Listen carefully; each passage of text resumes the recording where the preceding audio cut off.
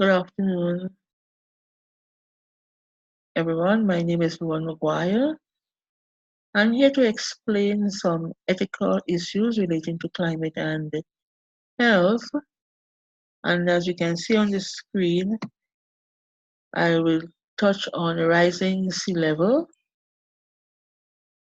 which is an ethical issue relating to climate and health.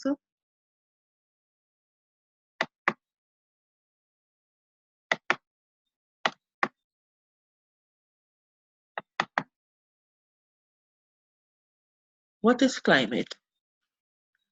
The climate is a common average weather condition at a particular place over a long period of time, basically for at least 30 years. Continuing, some of the meteorological variables that are commonly measured are temperature, humidity, atmospheric pressure, wind, and precipitation. In a broader sense, climate is the state of the components of the climate system, which includes the oceans and ice on the Earth. The climate of location is affected by its latitude, terrain, and altitude, as well as nearby water bodies and their currents. More generally, the climate of a region is the general state of the climate system at the location at the current time. Health. Health is a state of the physical, mental, and social well-being in which disease and infirmities are absent. Let's look at sea level rise. Sea level rise associated with the climate change is a concern for many islands and coastal communities. Flooding and storm surges associated with sea level rises increases risk for drowning, injury, and displacement.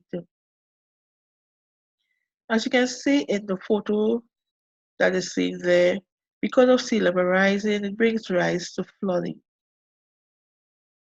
It can also be responsible for the rise in vector-borne diseases. Increased coastal flooding and storms also has impact on the most vulnerable in our communities. Now, what are the impacts of climate on health? Those impacts include mental health, social network, food insecurity, water supply, sanitation, infectious diseases, injury, and healthcare access. The ecology of vector-borne disease is very complex, and climate is a major factor that may be responsible for disease transmission cycles and disease occurrence. Changes in temperature and humidity can also affect where vectors proliferate. Sorry. These changes can also affect the life cycles of the pathogens they carry. And here we're going to look at the mosquito, the Aedes aegypti mosquito, which is primarily responsible for the transmission of Zika, chikungunya, dengue fever.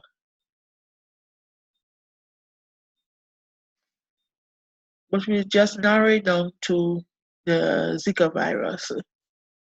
Here are some of the symptoms of the Zika virus and its effect on health. Fever, pale rash, muscle pain, headache, diarrhea, red eyes.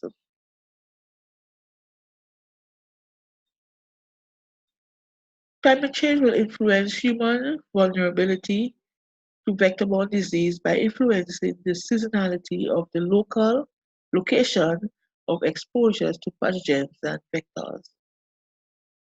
These impacts may influence future disease patterns. Certain vector-borne disease may emerge in areas where they had previously not been observed, and other diseases may become less common in areas where they had previously been very common. Let me end by saying that climate change is already causing and is expected to continue to cause a range of health impacts that vary across different population groups. The vulnerability of any given group is a function of its sensitivity to climate change related to health risk, is exposed to those risks, and its capacity for responding to or coping with climate variability to change. I thank you.